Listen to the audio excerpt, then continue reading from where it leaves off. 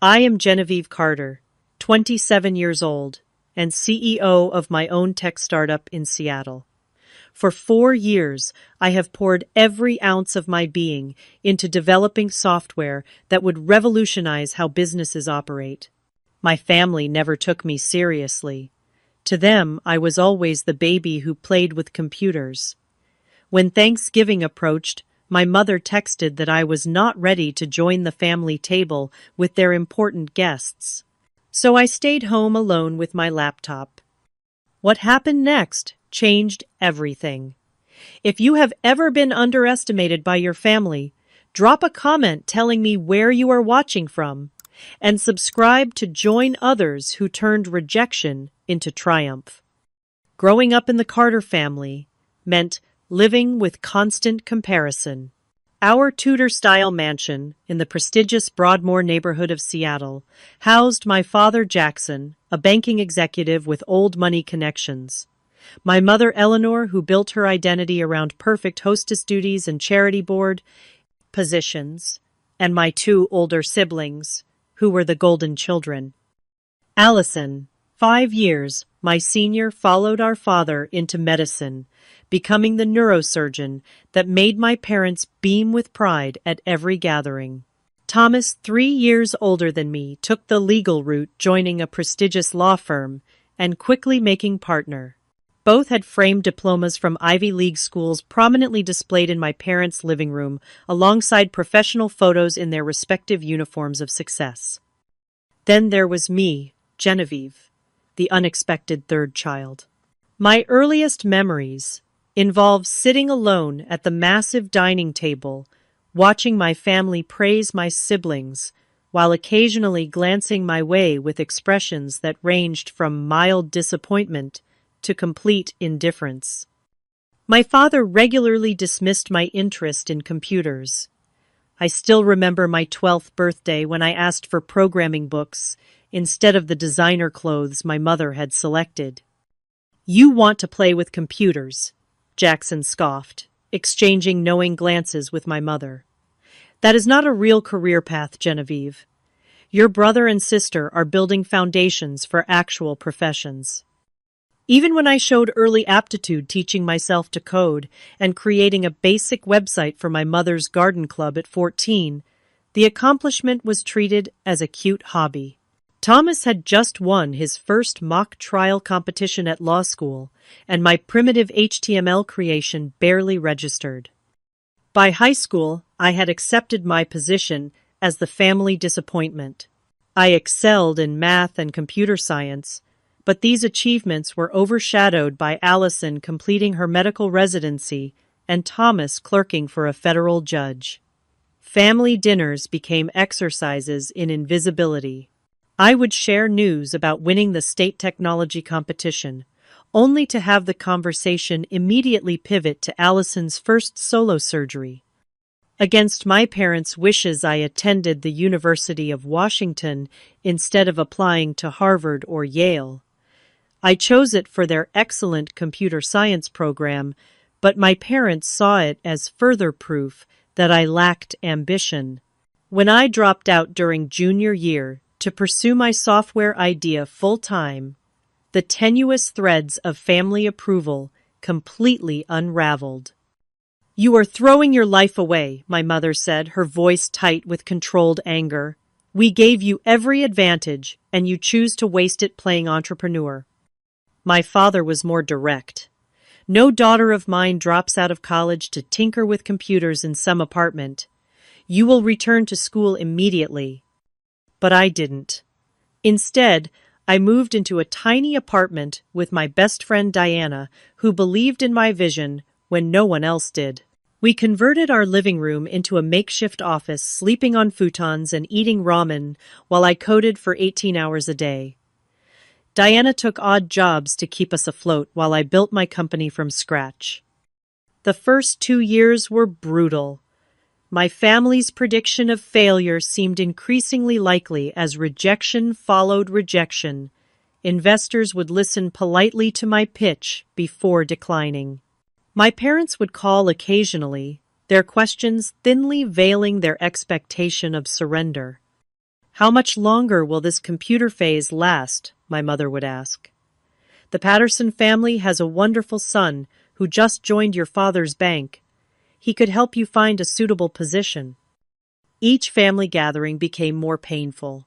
While my siblings arrived in luxury cars, showcasing new achievements, I would show up in the same outfit trying to explain complex technological concepts to relatives who had already decided I was the family failure.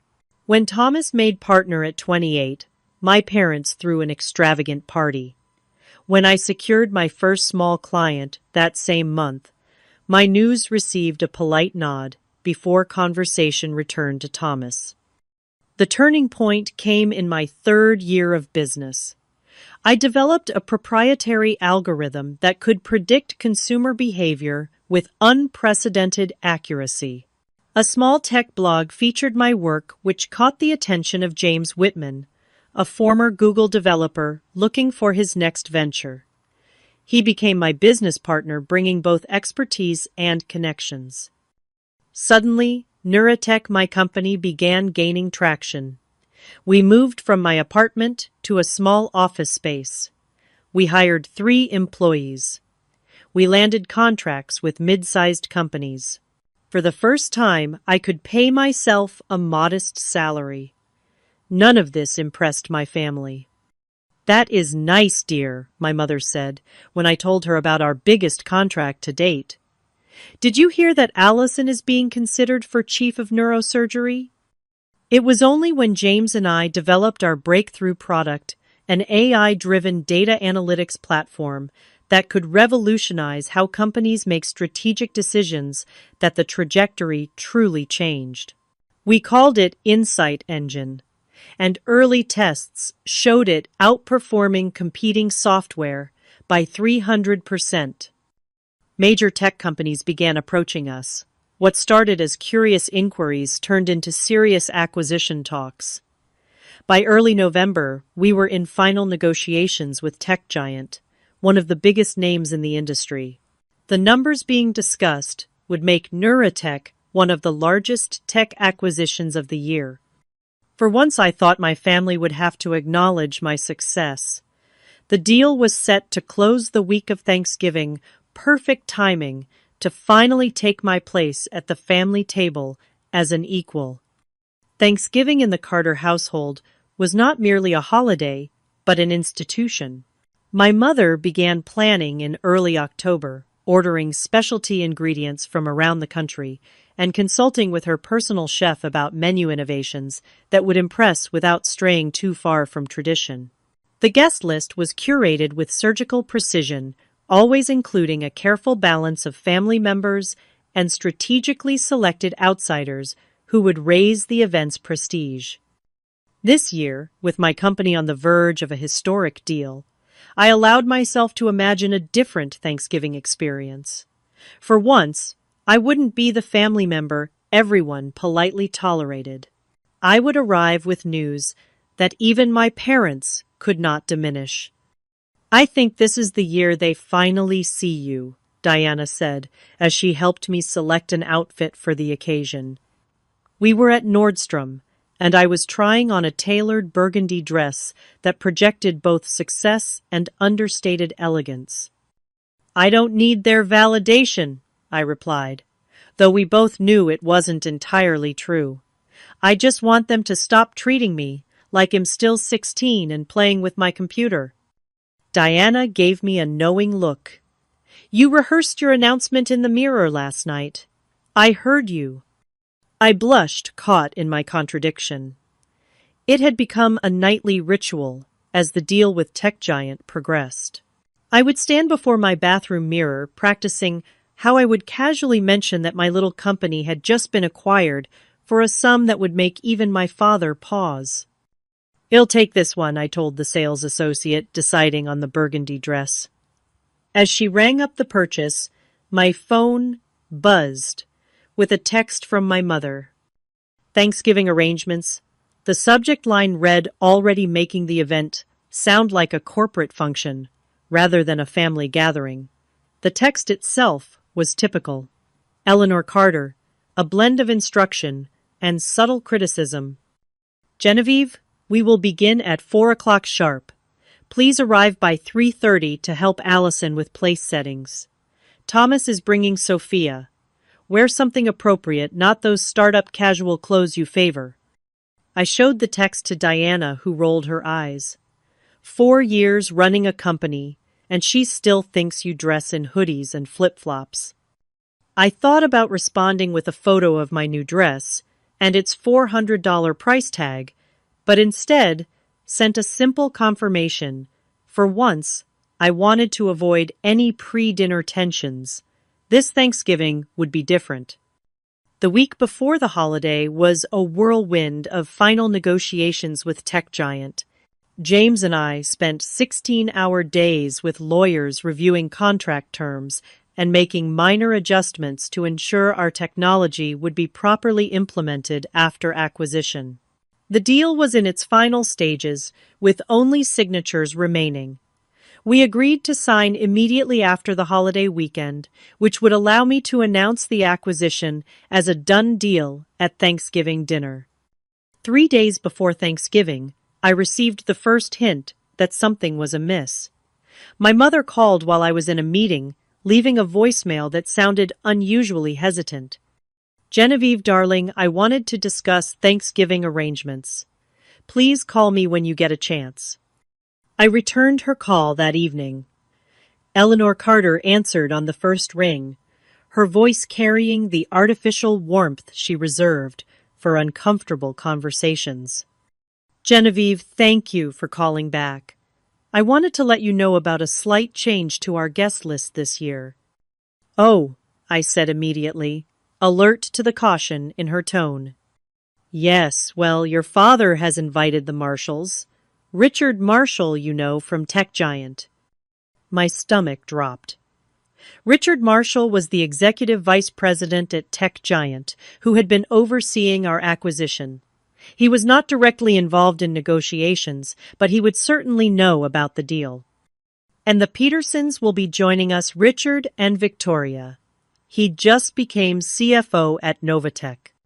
Novatech was one of our competitors, a larger company that had tried to acquire us earlier in the year before we declined their undervalued offer. I see, I said slowly. So business people this year? Well, yes. Your father feels it's important to maintain these relationships. You understand. I do, I said, though. What I understood was not what she meant. I understood that this Thanksgiving was being turned into a business networking event, and that my big news would now be shared in a room full of industry executives who had direct stakes in my company's future. There was a long pause before my mother continued. Genevieve, your father and I have been thinking with these particular guests. She trailed off, uncharacteristically uncertain. What is it, Mother? Well, darling, we think perhaps this year might be difficult for you. These are very important connections for your father and Thomas. Given your startup situation, we thought you might not be quite ready to navigate these particular social waters. My blood ran cold. Not ready. What exactly does that mean? Oh, you know what these business dinners can be like, Eleanor continued, her voice falsely bright. All that talk of market shares and quarterly earnings. We wouldn't want you to feel out of place. Before I could respond, my phone buzzed with an incoming text from my mother, even as we were speaking. I put the call on speaker and opened the message. Genevieve, considering our guests this year, your father and I think it would be best if you joined us for Christmas instead. The Thanksgiving table will be full of industry talk that might make you uncomfortable. We don't think you're quite ready for that level yet. We only want to protect you from feeling out of place. Love, Mother. I stared at the phone, understanding washing over me like ice water. They were uninviting me from Thanksgiving. Their own daughter, because they didn't think I was successful enough to sit at a table with their important business guests. Genevieve, are you still there? My mother asked through the phone. I got your text, I said. my voice eerily calm despite the storm raging inside me. "Oh, good. So you understand." "Perfectly," I replied. "You don't want your embarrassing dropout daughter ruining your business dinner." "Now, Genevieve," she said, switching to her scolding tone, "there's no need to be dramatic. This is simply a practical consideration." I ended the call without responding further. Diana found me an hour later still sitting on my couch, staring at the text. "Those absolute snakes," she hissed after reading it. "After everything, they still think you're some kind of amateur playing business." "It's worse than that," I said, my voice hollow. "They know exactly who will be at that table. People from Tech Giant and Novatech. People who are involved in our deal." Diana connected the dots immediately. "They don't want you there because they think you'll embarrass them in front of important business connections. They have no idea that you're about to announce the biggest tech acquisition of the year to the very people they're trying to impress." The irony was almost too perfect. All these years of being the family's disappointment, and just as I was about to prove them wrong in the most dramatic fashion possible, they prevented me from attending. "You should go anyway," Diana urged. "Just show up and drop your news. Imagine their faces." The thought was tempting, but something in me resisted. "I think I need to let this play out differently." "What are you going to do?" Diana asked. "I'm going to respect their wishes," I said, a plan forming in my mind. "I'm not ready for their Thanksgiving table." "Fine. I'll just have to show them what I'm ready for." After the devastating text from my mother, I made a decision that surprised even me. I would not fight for my place at the Thanksgiving table. I would not create a scene by showing up uninvited. I would not call my siblings to complain or send angry texts to my parents. Instead, I would simply accept their assessment and stay away. "What are you really going to do on Thanksgiving?" Diana asked, concerned about leaving me alone for the holiday. She was flying to Portland the next morning to spend the weekend with her own family. "I'm going to work," I said simply. "We still have details to finalize with Tech Giant anyway." "That's the most depressing thing I've ever heard," Diana replied. "Working through Thanksgiving because your family thinks you're not good enough to sit at their table." I shrugged, trying to appear more nonchalant than I felt. "My family made their choice. I'm making mine." After Diana left the next morning, our apartment felt eerily quiet. I tried to focus on work reviewing the final contract points for the Tech Giant acquisition, but my mother's text kept intruding on my thoughts. "Not ready." Those two simple words carried the weight of years of dismissal, years of never quite measuring up to the Carter family standard. By Thanksgiving morning, I had thrown myself completely into work mode. I answered emails, finalized presentation details for our post-acquisition announcement, and tried to ignore the steady stream of social media posts showing happy families gathering together. Around noon, my phone buzzed with a text from Thomas. "Happy Thanksgiving, General. Sorry you're not here. Mom's gone all out as usual." Attached was a photo of the dining room already set with the fine china and crystal that my mother reserved for her most important events. I noticed the table was arranged for 16 people. 16 people who were deemed ready for the Carter family Thanksgiving. 16 people who didn't include me. I sent back a simple, "Thanks, happy Thanksgiving to you too," and returned to my laptop. By 3 o'clock, the apartment began to fill with the pitiful aroma of my Thanksgiving dinner, a microwave turkey meal with instant mashed potatoes. As I was setting it on my coffee table, my phone rang. It was James. "Jen, great news," he exclaimed, without preamble. "Marshall just called me. They want to sign the papers tomorrow morning, instead of waiting until Monday. They love the final terms." My heart leaped. Really? What changed? Apparently, their board met this morning and gave final approval. They want to announce before the markets open on Monday. This is happening, General. This is really happening. After ending the call, I abandoned my sad microwave dinner and dove back into work. If we were signing tomorrow, there were a dozen details that needed immediate attention. For the next few hours, I lost myself in contract reviews and press release drafts, barely noticing as the afternoon faded into evening. Around 7 o'clock, my phone buzzed again. It was Allison sending a group text to the family. Dinner is amazing as always. Mom-Dad is in rare form with his stories. Attached was a photo of the dining table, now filled with guests in formal attire, crystal glasses filled with wine, and my mother beaming at the head of the table. I zoomed in, studying the faces of the guests. There was Richard Marshall from Tech Giant, seated next to my father. Across from him was Victoria Peterson from Novatech. I recognized several other tech industry executives mixed in with family members. These were the people my parents thought I wasn't ready to meet. These were the people who, unknown to my family, had been in negotiations with my little startup for weeks. I set my phone down and walked to the window of my apartment.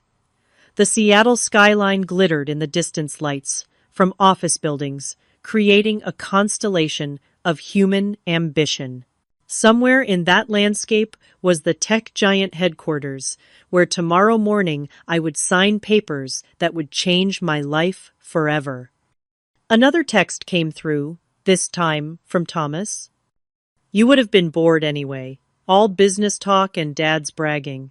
Marshall from Tech Giant is here talking about some big acquisition they're making. Dad keeps trying to get details. The irony was almost too perfect. My father was fishing for information about a deal that his uninvited daughter was at the center of. I didn't respond. As the evening progressed, my social media feeds filled with Thanksgiving posts. Friends with their families, colleagues with their children, everyone connected to someone. The apartment felt colder than ever. Around 9, I received another text from my mother. Dinner was lovely, darling. Everyone was so impressive. Richard Marshall mentioned a major acquisition announcement on Monday. Your father is hoping Thomas might be considered to handle some of the legal aspects. Next year, when you've established yourself a bit more, you'll be ready for these connections. I stared at the text, a complex mix of emotions washing over me. Anger, certainly. Hurt, definitely. But also a strange sense of anticipation. My mother had no idea that the acquisition Richard Marshall mentioned was my company. She had no idea that her uninvited daughter was the reason for the excitement. She had no idea what was coming. I turned off my phone without replying and went to bed early, setting my alarm for 6.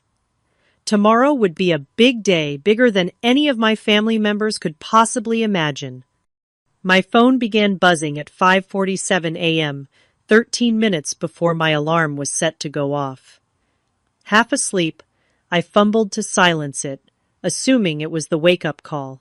Instead, I found 17 missed calls, 34 text messages, and over 50 email notifications.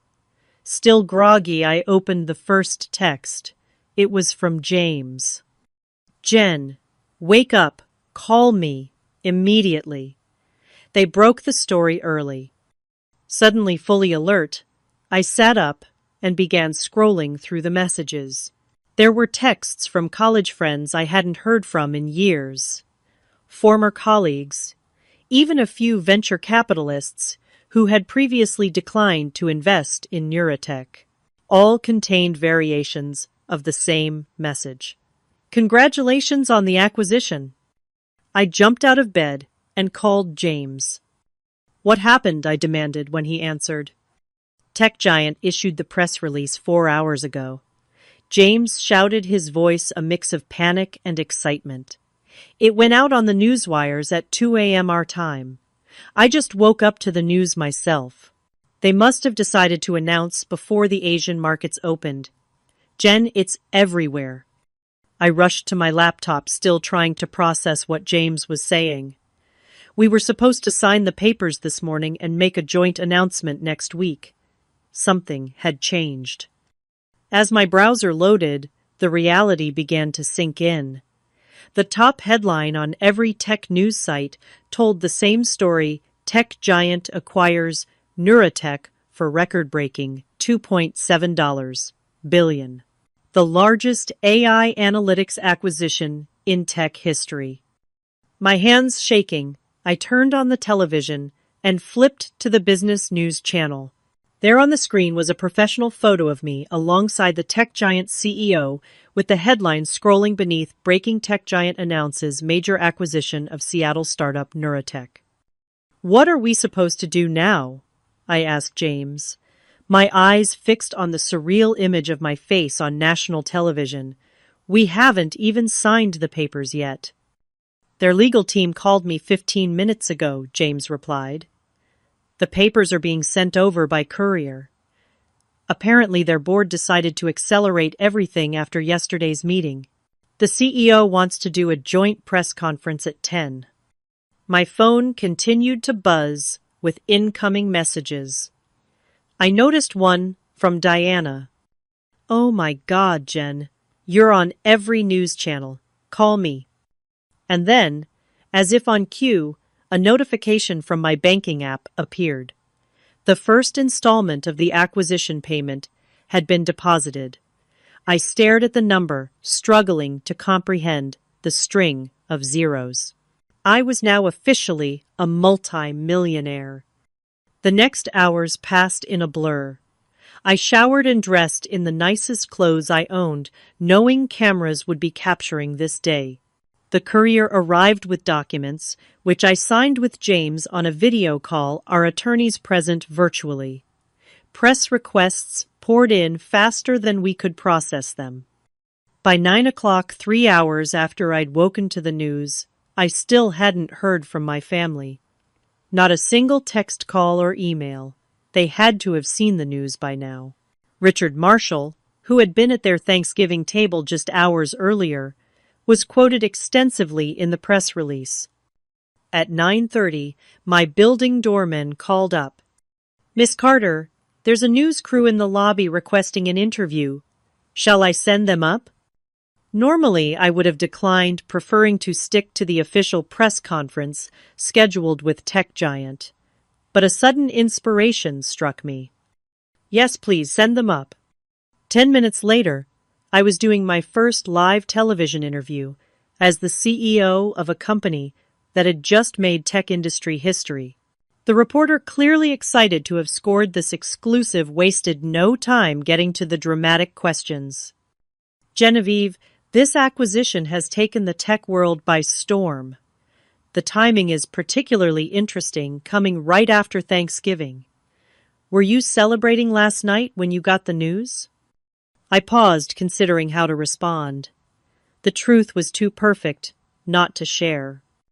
"Actually, I spent Thanksgiving alone in my apartment," I said, with a smile that belied the pain of the memory.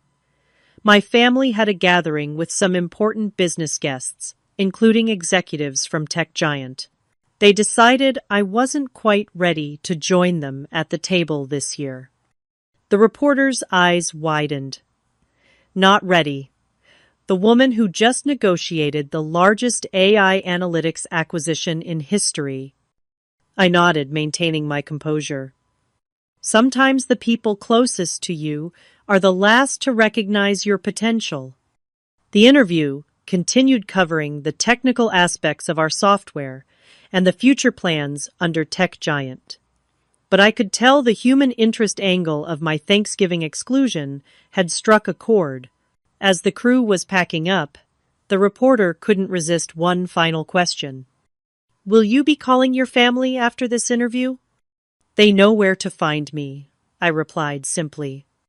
After the news crew left, I checked my phone again. Among the hundreds of new notifications, I finally saw a text from Thomas sent 20 minutes earlier. "Jen, did I just see you on CNBC? Is this for real? The Tech Giant acquisition is your company." Before I could respond, another text came through, this one from Allison. Genevieve, call me immediately. Mom and Dad are freaking out. Is this really happening? I set my phone aside without replying and prepared for the official press conference with Tech Giant.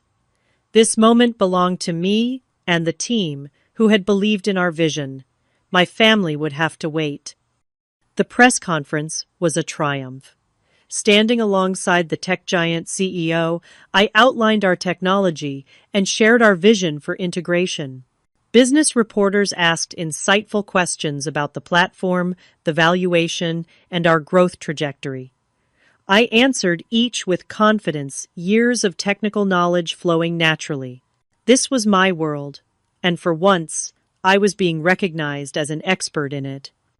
Throughout the day, the news cycle continued to amplify our story, with one particular angle gaining traction: the young female founder who revolutionized AI analytics while being underestimated at every turn. My comment about spending Thanksgiving alone had resonated, sparking a broader conversation about women in tech. By evening, my story had evolved from a simple business acquisition to something more powerful. Social media was ablaze with the hashtag #ReadyForTheTable as women in technology shared their own experiences of being underestimated. At 7 p.m., exhausted but exhilarated, I returned to my apartment to find it filled with flowers. Diana had arranged delivery of dozens of arrangements, each with a card that read simply, "Congratulations on being more than ready."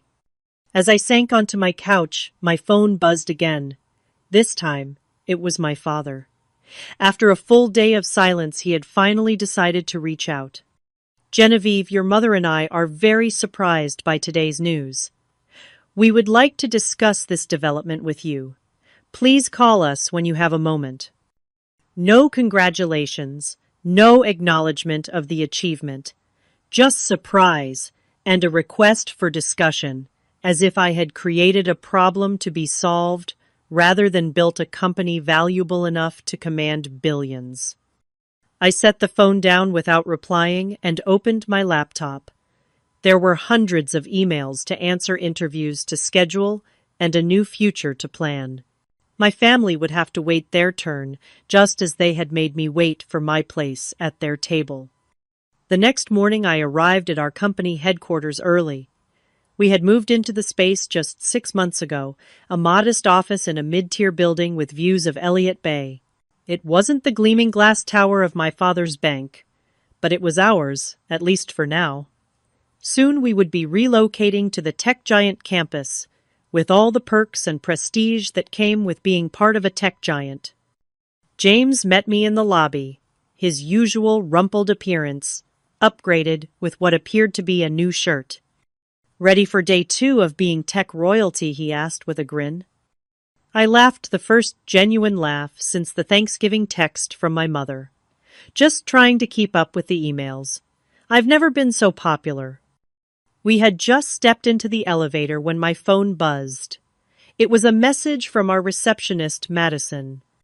"Miss Carter, your family is in the lobby. All of them. Should I send them up?" I stared at the message, my momentary good mood evaporating. My family, here, without calling ahead or receiving an invitation, just appearing as if they had the right to insert themselves into this moment. James noticed my expression. "What is it?" "My family is downstairs." "The Carter cavalry has arrived," he said with a grimace. "Want me to tell them you're in meetings all day?"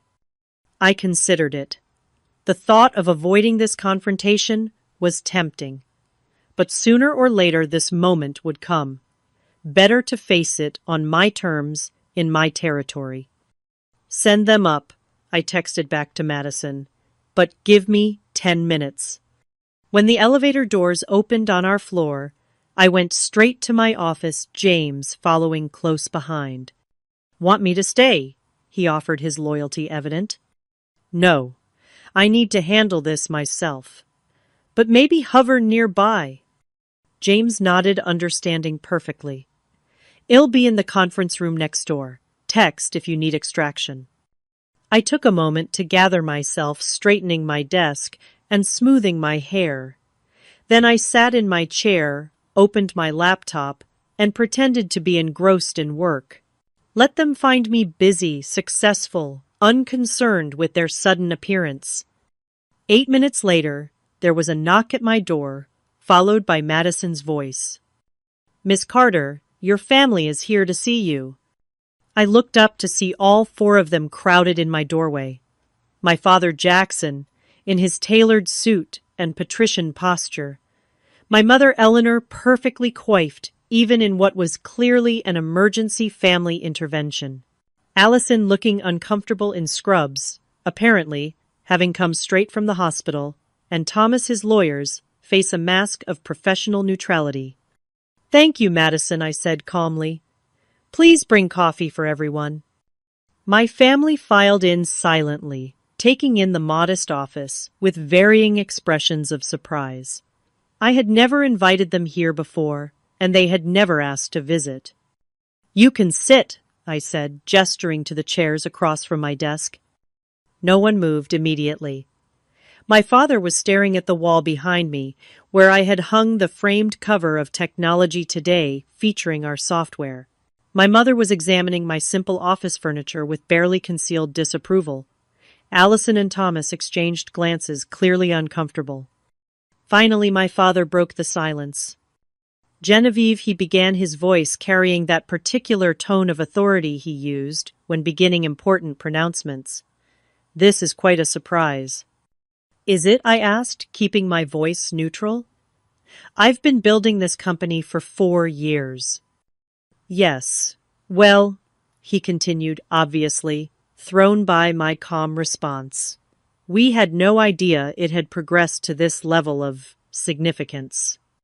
My mother stepped forward, her social smile firmly in place.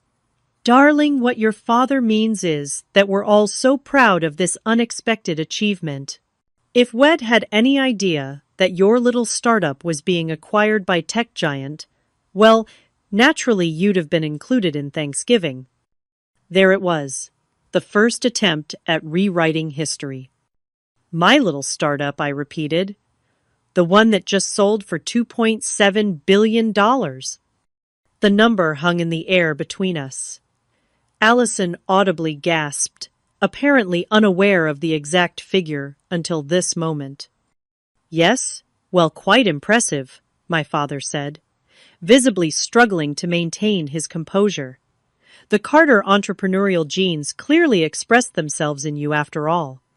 I stared at him, momentarily speechless at this blatant attempt to claim credit. Before I could respond, Thomas stepped forward. "What father means," he said, his lawyer voice in full effect, "is that we're all very impressed and want to understand more about this deal. Richard Marshall was at Thanksgiving dinner, and he never mentioned that Neurotech was your company." My mother nodded eagerly. "Yes, that's right. Richard spoke about a major acquisition, but he never said it was you. If we'd known." "If you'd known," I interrupted, "then it'd have been ready for your table." An uncomfortable silence fell over the room. Madison arrived with coffee, setting the tray on my desk before quietly withdrawing. No one reached for a cup. Genevieve, my mother, finally said, "There's no need to be difficult. We simply didn't realize the extent of your company's success." "I think what Genevieve is trying to say," Allison interjected, speaking for the first time, "is that she feels hurt by being excluded from Thanksgiving, especially given what was happening with her company." I shot Allison a grateful look. At least one family member was attempting to acknowledge the reality of the situation. "Exactly," I said. "You decided I wasn't ready to sit at a table with Richard Marshall, when in fact I was the reason he was there in the first place." My father frowned, clearly uncomfortable with this direct confrontation. "The past is the past, Genevieve. What matters now is how we move forward as a family. Your success reflects well on all of us, and we should discuss how to manage this new development." "Manage it?" I asked, unable to keep the edge from my voice. Your father simply means, my mother interjected smoothly, that this changes things for all of us. The family profile is enhanced by your achievement. I stood up slowly, placing my palms flat on the desk. For 27 years, I've been the family disappointment. The computer geek who dropped out of college to play entrepreneur. I've been excluded, dismissed, and most recently uninvited from the family Thanksgiving because I wasn't ready for your important guests. Genevieve, that's not fair, my mother protested weakly. I held up my hand, stopping her. Just yesterday, I became one of the most successful tech entrepreneurs under 30 in the country. I didn't achieve that because of the Carter name or connections. I did it despite being told repeatedly by my own family that I would fail. My father shifted uncomfortably. No one is denying your accomplishment, Genevieve. We're simply here to reconcile as a family now that circumstances have changed. Circumstances, I repeated. You mean now that I'm rich and successful by even your standards. An uncomfortable silence fell over the office. Through the glass wall, I could see James hovering nearby, keeping a watchful eye on the situation. Thomas cleared his throat. Jen, we all know we haven't been as supportive as we could have been, but we're here now. We're trying. Something in his tone, a genuine note of regret, softened my anger slightly. Thomas at least seemed to recognize the reality of what had happened. I took a deep breath. I appreciate you all coming, I said, my voice more measured. But I have a company to run and a transition to manage. This isn't the time for a family reunion, especially one that feels more about damage control than genuine reconciliation. Damage control, my father repeated, his face flushing. What exactly do you mean by that? I mean that you ignored me until I became too successful to ignore, I replied simply. And now you're here, not because you're proud of me, but because you're worried about how it looks that you excluded me from Thanksgiving the day before my company made national news. My mother gasped. Genevieve, that is a horrible thing to say to your parents. Is it? I asked. More horrible than telling your daughter she isn't ready to sit at the family table. No one had an immediate response to that. For perhaps the first time in my life, I had rendered both my parents speechless. Allison stepped forward, her expression softer than the others. Jen, I know we haven't always been there for you the way we should have been. I can't speak for Mom and Dad, but I can say I'm sorry and am truly proud of what you've accomplished. Her words, unexpected and seemingly genuine, caught me off guard. Before I could respond, my father interjected. We should discuss how this affects the family moving forward, he said, clearly eager to change the subject. There are tax considerations, investment opportunities within the family portfolio. Of course, I thought. Even now he was thinking about how my success could benefit him.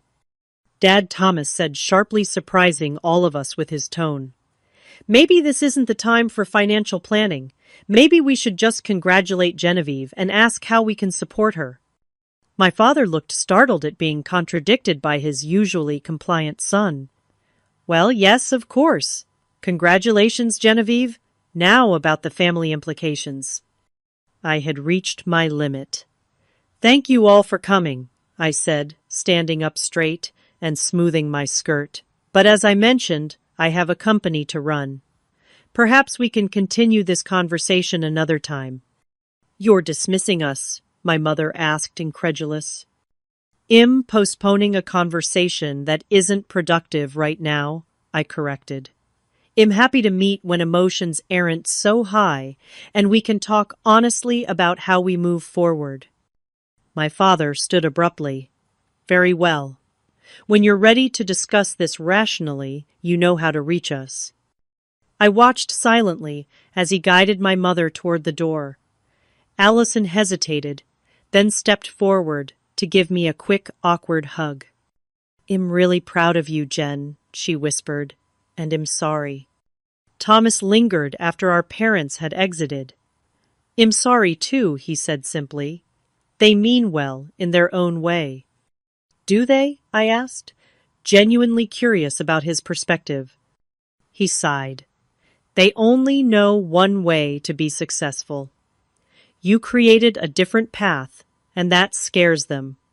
But what you've done is incredible, and I hope you know that at least some of us recognize that." With that, he followed our parents out, leaving me alone in my office, surrounded by the trappings of a success that had come despite not because of my family. In the weeks following the acquisition announcement and my family's impromptu office visit, I experienced a profound shift in both my professional and personal worlds.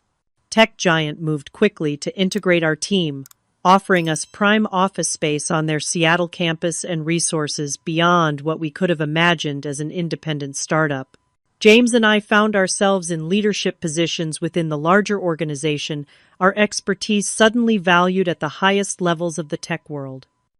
More jarring than the professional changes, however, was the transformation in how people related to me personally. Former classmates who had ignored my messages for years suddenly appeared in my inbox, eager to reconnect. Distant relatives reached out with warm congratulations and business propositions.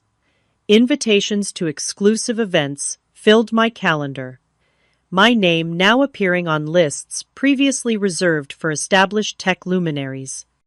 And then there was my family. 3 days after their office visit, my mother texted me with an invitation to lunch at her exclusive social club. I declined, citing work commitments. My father emailed a detailed proposal for managing my new wealth, complete with introductions to the family's financial advisors.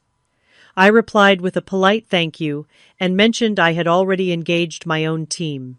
Allison continued to send occasional messages of support, which felt more genuine than the others. Thomas invited me to coffee, an offer I eventually accepted after postponing twice. We met at a quiet cafe near the Tech Giant campus, away from the society spots my family typically frequented. "You look different," Thomas observed as he stirred his cappuccino. "New haircut," I replied, touching my recently styled bob. He shook his head. "It's not that. You carry yourself differently, more confident." $2.7 billion will do that for a girl, I said dryly. Thomas laughed, a genuine sound that reminded me of rarer, lighter moments from our childhood. "You always had that sharp wit. I just never appreciated it enough." We sat in companionable silence for a moment before he broached the real subject of our meeting. "Mom and Dad want to host a family dinner next week," he said carefully, "to celebrate your success." I raised an eyebrow. "Just family?" "Well, and the Hansons. And possibly the Richardsons." I recognized the names of 2 prominent Seattle families, both with significant business interests. So not really a family dinner at all. Thomas had the grace to look embarrassed. "You know how they are. Everything is a networking opportunity." "Including their suddenly successful daughter," I observed. He did deny it. "Will you come?"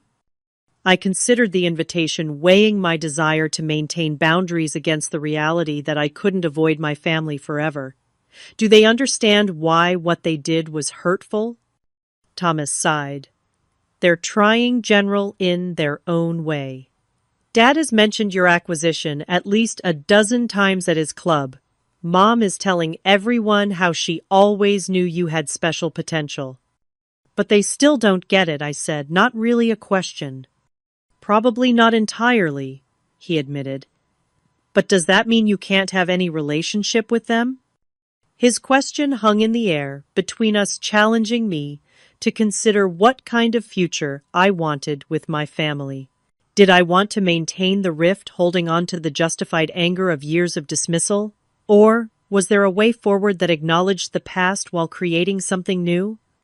Before I could answer, my phone buzzed with a notification.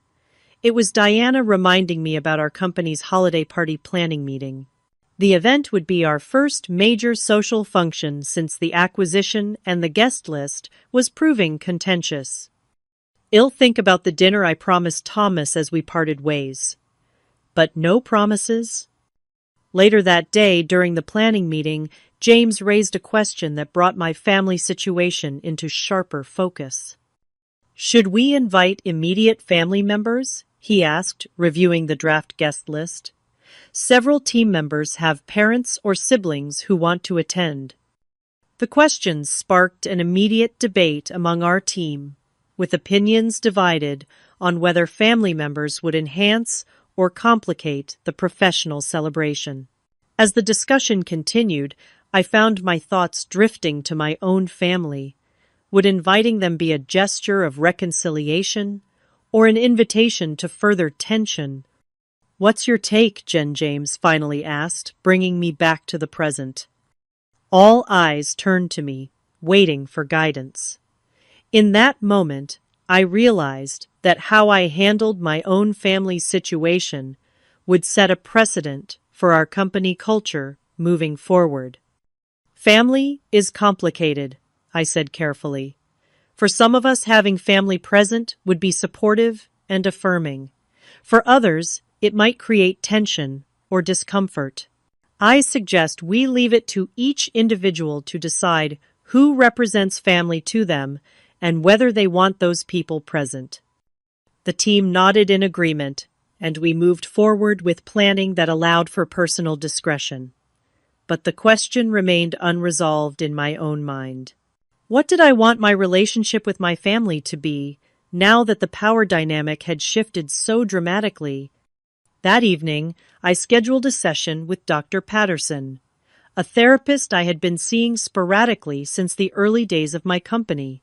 She had helped me navigate the complex emotions surrounding my family's dismissal of my career path, and I hoped she could provide clarity now that circumstances had changed so radically.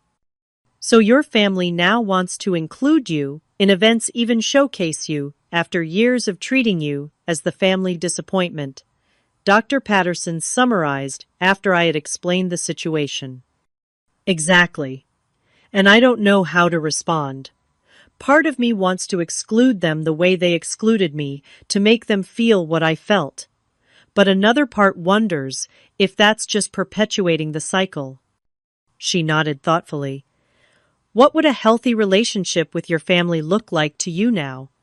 Not what it was before, not what they might want it to be, but what would serve your well-being?" The question caught me off guard. I had been so focused on reacting to my family's sudden interest that I hadn't considered proactively defining what I wanted. I began slowly. I think I want a relationship where my boundaries are respected, where my achievements aren't dismissed or suddenly claimed as family accomplishments, where I can be myself without constant judgment. "And do you believe your family is capable of providing that kind of relationship?" I considered the question seriously. "Not without clear boundaries," I admitted. "They don't know how to relate to me as an equal. They only know how to look down on me, or now how to use my success for their benefit." So perhaps the question isn't whether to allow them back into your life. Dr. Patterson suggested, but on what terms? Her words resonated deeply.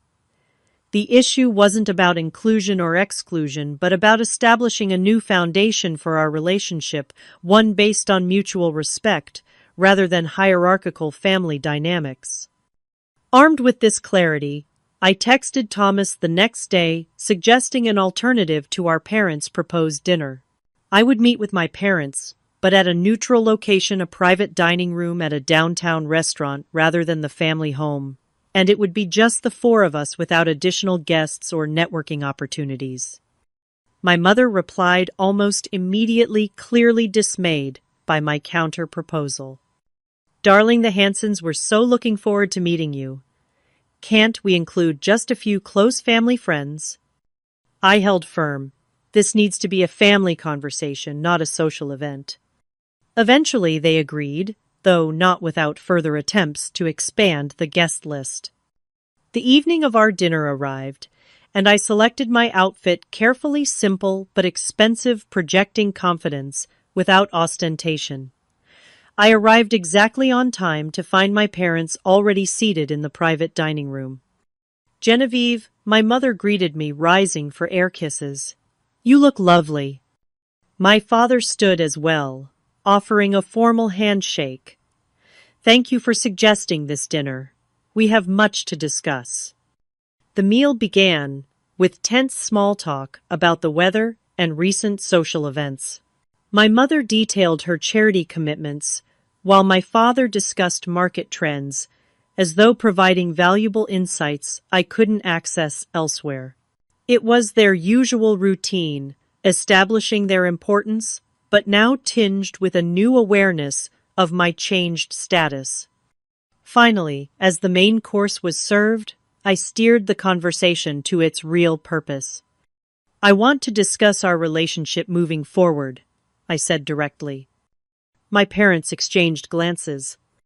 Of course, darling, my mother said smoothly. We're so looking forward to including you in more family events now that your schedule allows. I took a deep breath. That's not what I mean. I want to talk about the patterns that have defined our relationship and what needs to change if we're going to have a healthy connection. My father's brow furrowed. I'm not sure I follow, Genevieve. If you're still upset about Thanksgiving, your mother has explained that it was a simple misunderstanding. It wasn't a misunderstanding, I said firmly. It was the culmination of years of being dismissed and undervalued. And while my financial situation has changed, I'm not interested in a relationship where I'm only valued for my success or what I can provide to the family. My mother looked genuinely startled. Surely you don't think that's how we see you. Isn't it? I asked. When have you ever valued my choices or achievements before they came with $1 billion price tag? A heavy silence fell over the table. For perhaps the first time, my parents seemed to recognize that the dynamic had fundamentally changed. I was no longer the daughter seeking approval, but an adult setting terms for our relationship. What exactly are you asking for? My father finally said, his voice uncharacteristically uncertain. I'm asking for respect, I replied simply. For acknowledgement of the past without trying to rewrite it. For a relationship based on who I actually am, not who you wanted me to be, or who you now think you can benefit from. My parents exchanged another look. A silent communication developed over decades of marriage. We may not have always understood your choices, my father said carefully, but we have always wanted what was best for you. According to your definition of best, I replied, not mine. Another silence, longer this time. Perhaps my mother finally said we could try to understand your definition better. It wasn't an apology or even a full acknowledgement of past wrongs, but it was perhaps a first tentative step toward a new kind of relationship. I'd like that, I said, feeling some of the tension release from my shoulders. As the dinner concluded, we made no specific plans for future gatherings. There were no promises of immediate change or dramatic reconciliation. Instead, there was a quiet understanding that our relationship had entered new territory, undefined, but potentially healthier than what had come before. As I drove home that night, I realized that true power wasn't about forcing others to admit their wrongs or exacting revenge for past hurts. It was about defining my own boundaries and deciding on my own terms what relationships were worth investing in and how they should function. The family dynamic had shifted, yes, but more importantly, I had shifted. And that more than any acquisition or financial success was the real transformation. 6 months after the tech giant acquisition, spring had returned to Seattle, bringing cherry blossoms and a gentle renewal to the city. My life had settled into a new rhythm, balancing my leadership role at Tech Giant with a growing public presence as a spokesperson for women in technology. The company continued to thrive under the larger corporate umbrella, our Insight Engine becoming one of Tech Giant's most successful products.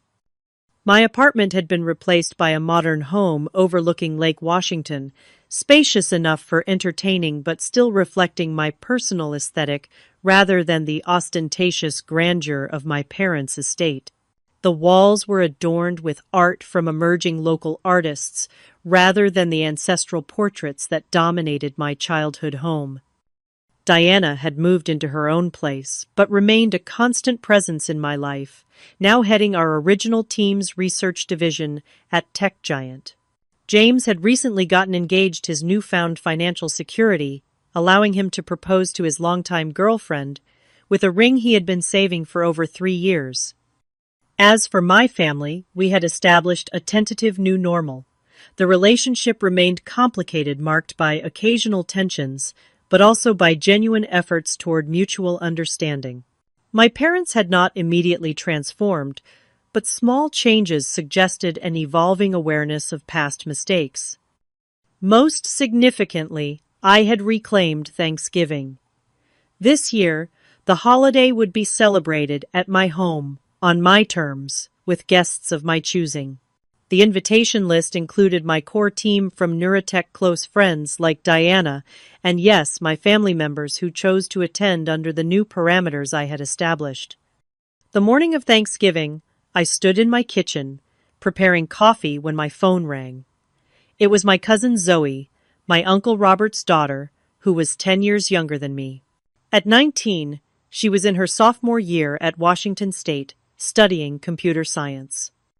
"Jen, is it still okay if I bring my roommate?" she asked, sounding uncharacteristically nervous. Her parents would love a home-cooked meal, but they live in Portland, and she can't afford the train ticket home for such a short break. "Of course," I assured her. "The more the merrier." "Thanks," Zoe said, then hesitated. "Can I ask you something else?" "Anything." "How did you do it?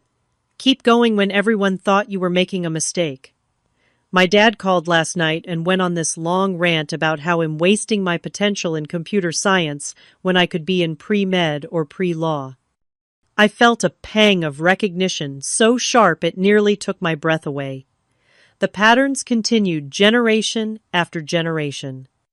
"Bring your roommate and come a few hours early," I suggested. "I think we have a lot to talk about." Later that afternoon, Zoe arrived with her roommate, Tamika.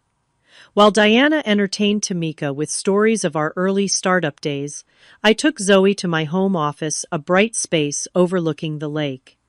"Your dad thinks you're making a mistake with computer science," I asked, once we were settled with tea. Zoe nodded miserably. "He keeps saying there's no future in it for women, that'll hit a glass ceiling. He wants me to transfer to pre-med next semester." I smiled ruefully. Some things never change. "How did you deal with it? Everyone thinking you were throwing your life away." I considered her question carefully, wanting to offer genuine wisdom rather than simple platitudes. "I wish I could say I was always confident, that I never doubted myself when faced with their disapproval," I admitted. "But the truth is, it was hard. There were nights I cried myself to sleep, wondering if they were right, if I was just being stubborn or naive." Zoe nodded her expression, suggesting she'd experienced similar doubts. "What kept me going," I continued, "was believing in the work itself. I loved what I was building. Even when investors rejected us, even when my parents dismissed me, the actual work felt right. That's what you have to connect with, the joy in the creation itself, not just the potential outcome or others' approval." We talked for over an hour, covering everything from specific coursework to navigating male-dominated tech spaces. By the time we rejoined the others, Zoe stood a little straighter, her eyes clearer. As guests began to arrive, I watched the interesting social dynamics unfold in my home. James and his fiancée chatted amicably with Thomas, finding common ground in legal aspects of tech acquisitions. Diana engaged my mother in conversation about art, an interest they surprisingly shared. My father examined my view with appreciation, making comments about property values that I chose to interpret as his version of compliments. The most striking moment came when one of our junior developers, a brilliant young woman, mentored through a Women in Tech program, enthusiastically explained her latest project to my father. To my surprise, he listened attentively, asking relevant questions that showed genuine interest. "You've built quite a community," Allison observed, joining me at the window as I watched the interactions. "I tried to create what I needed when I was starting out," I replied. "Support, mentorship, genuine belief in potential." She nodded thoughtfully. "I wish it'd been more of that for you." Her simple acknowledgement, free from excuses or justifications, touched me deeply. "Better late than never," I said, meaning it. As we gathered around the table, I surveyed the eclectic group. My biological family was present, yes, but so was my chosen family, those who had believed in me when belief was scarce, who had supported my vision when others could not see it. "I think about that text sometimes," I admitted to Diana later, after most guests had departed and we were cleaning up the kitchen. "The one saying I wasn't ready for the family table." Diana snorted. "The universe has a twisted sense of humor." I nodded, placing the last wine glass in the dishwasher. The rejection that seemed so devastating at the time had become a pivotal moment in my story, the low point that preceded the triumphant rise. Had I sat at that Thanksgiving table last year, surrounded by family who underestimated me and business associates who didn't know me, would I have found the strength to stand firmly in my own worth when success came? A week after Thanksgiving, my mother called with the annual Christmas invitation. The Carter family Christmas was even more elaborate than Thanksgiving, with distant relatives arriving from around the country and my mother's social circle expanding to fill every corner of the estate. "We're so hoping you'll join us this year, Genevieve," she said, her voice carrying the practiced warmth she used for important social requests. "Everyone is so eager to see you, especially after your lovely Thanksgiving gathering." I considered the invitation, weighing the genuine progress made against the knowledge that old patterns remained deeply ingrained. My presence at their Christmas celebration would still be at least partly about what I represented rather than who I was. "Actually, I have other plans this year," I said gently. "I'm volunteering with Girls Code, helping run their holiday hackathon for underserved teens." "Oh," my mother replied, unable to fully hide her disappointment. "Well, that sounds very worthwhile. Perhaps you could stop by in the evening." The old me would have acquiesced, prioritizing family obligation over personal boundaries. The new me recognized the importance of making choices aligned with my values. "Not this year," I said firmly. "But let's plan a private lunch in January, just the two of us." After ending the call, I felt a quiet satisfaction that had nothing to do with professional achievements or financial success. The true measure of my growth wasn't in the acquisition numbers or the industry recognition, but in my ability to define my worth independently of external validation.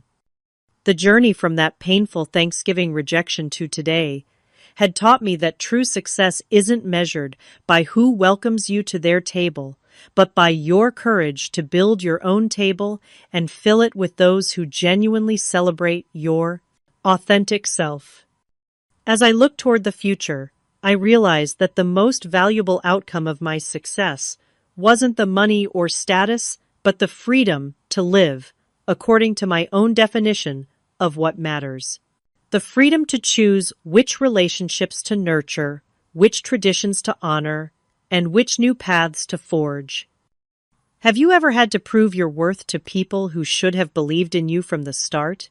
How did you handle that journey, and what did you learn about yourself along the way? Share your story in the comments below, and don't forget to like, subscribe, and share if this resonated with you.